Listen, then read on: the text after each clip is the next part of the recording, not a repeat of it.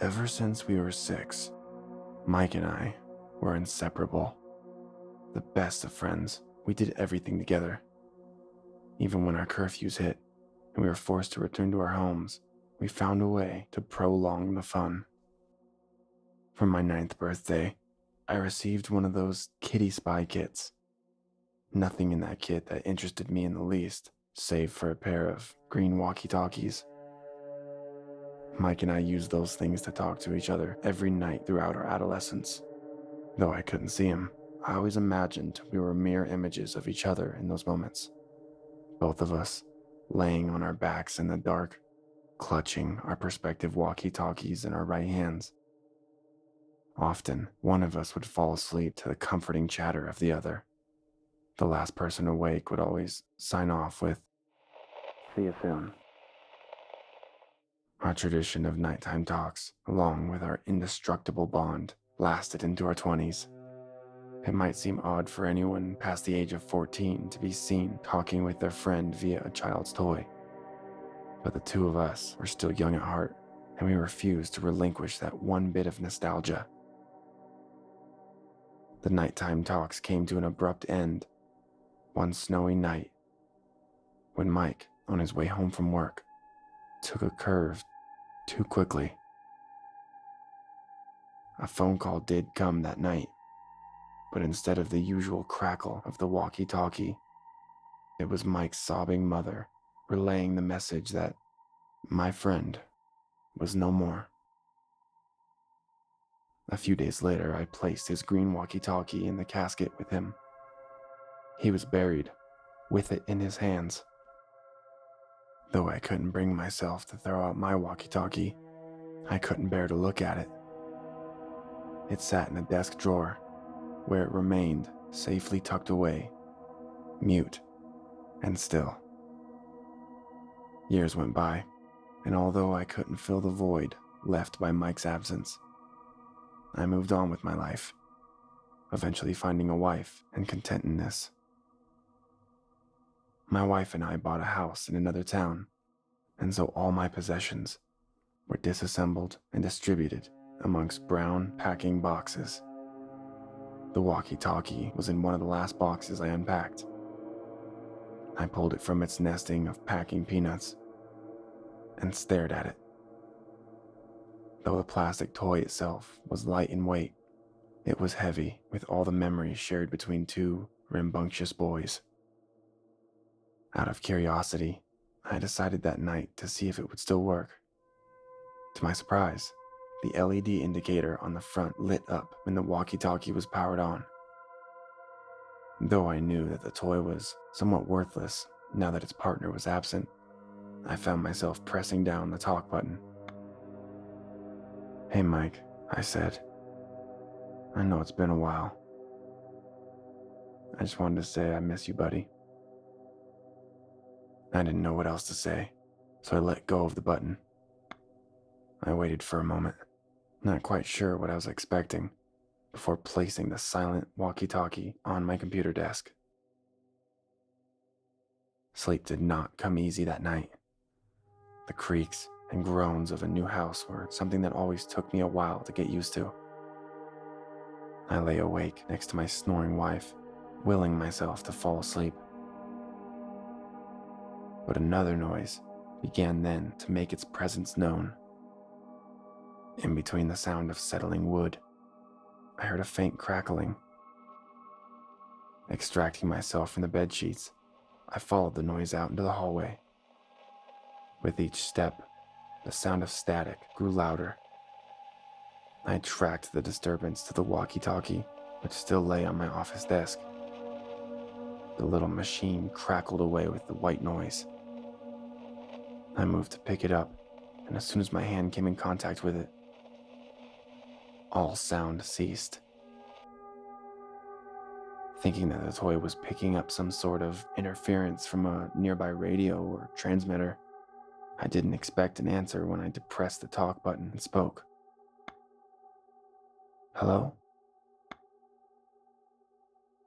Nothing happened for the span of a few heartbeats, and I moved to turn off the walkie-talkie. The sudden response halted my movement. Hiya, Sam. The voice came across clearly, and I knew immediately that it belonged to Mike. I raked a shaking hand across my now sweating scalp and tried to determine if I was perhaps asleep after all. Unable to pinch myself awake, I found myself with the urge to respond to my friend. "Mike?" I asked. Of course. Who else would it be? Madonna? Was the response. The statement was so like Mike that I didn't even doubt it was him I was hearing. Instead, my doubt turned to my own sanity. And still, I felt compelled to say more. "How is this possible?" I managed to stutter. "Man, you've been dead for 10 years. The voice didn't say anything for a moment, and in the silence, I was at once relieved and disappointed that nothing further happened. But then the walkie-talkie once again conveyed the voice of my dead friend. Nah, don't worry about specifics. It's just good to be able to talk to you. How've you been?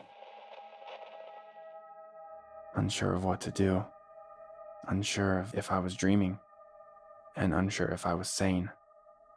I found myself doing what I did when I was a kid. I had a nightly conversation with my best friend. Conversations continued the next night, and the night after. Over the course of a week, I reminisced with my friend.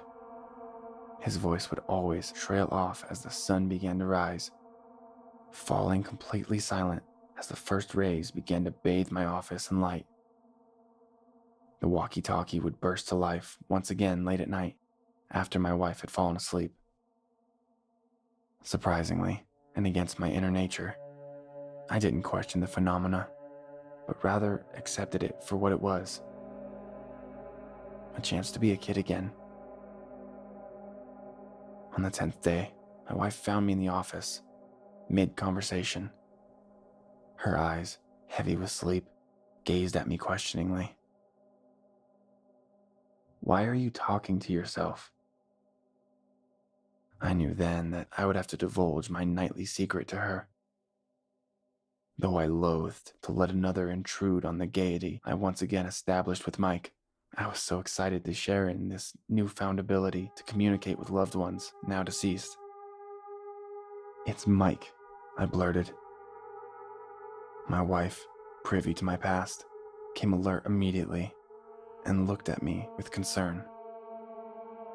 "I've been speaking with him through the walkie-talkie," I went on hurriedly. "Sam," she said in a soothing voice, "Mike is dead, and that walkie-talkie doesn't work." I watched then as she turned over the toy and removed the back cover. The slot where the batteries were laid empty. I shook my head in denial. "How can that be?" I asked. "I heard his voice, clear as day." At that moment, a rumbling laugh burst forth from the walkie-talkie's small speaker. "There," I yelled. "Can't you hear him laughing?" She looked at me with fear and pity and shook her head. I managed to convince her that I had experienced a temporary mental break due to the stress of a new job. However, I hadn't managed to convince myself that all that had transpired was purely a creation of my mind. I stayed away from the walkie-talkie for the next couple weeks, and we avoided mentioning it at all. Though logic dictated that one can't talk to people long since dead and buried, let alone by means of a child's toy, I couldn't let go of the feeling of nostalgia that had swamped me upon hearing Mike's voice again. A month passed, and the anniversary of Mike's death approached. During this time, the walkie-talkie remained shut away in a drawer. Knowing I could never move on if it was in my possession, I planned to rid myself of it. Rather than throwing it in the trash, just in case Mike's ghost was haunting the device, I thought it would be more fitting to take it to one of the places Mike and I used to play as kids. Knowing my wife would once again question my sanity, I made up an excuse to leave the house one evening. Twilight was starting when I turned onto the dirt road, which lay on the edge of my old hometown. The unpaved road led out to a large series of fields that, as kids, Mike and I commandeered for our own base of activities.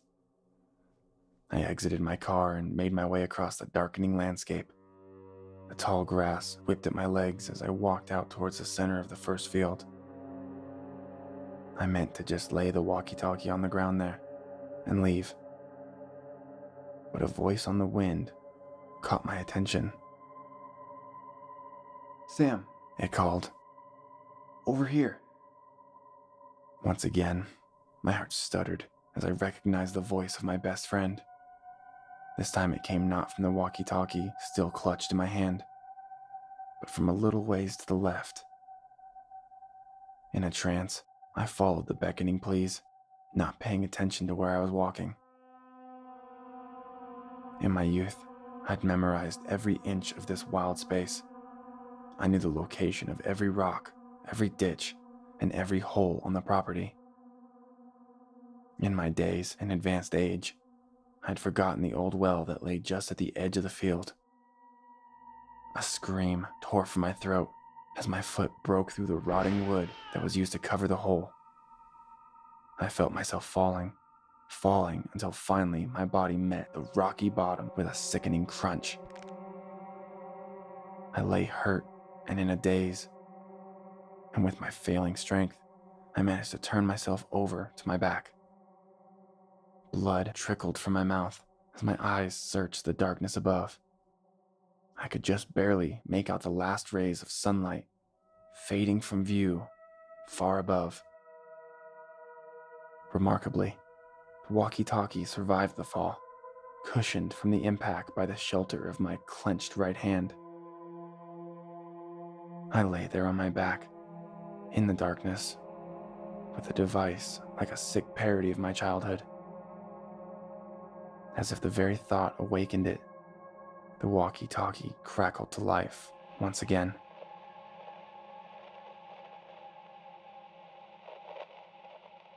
See you soon.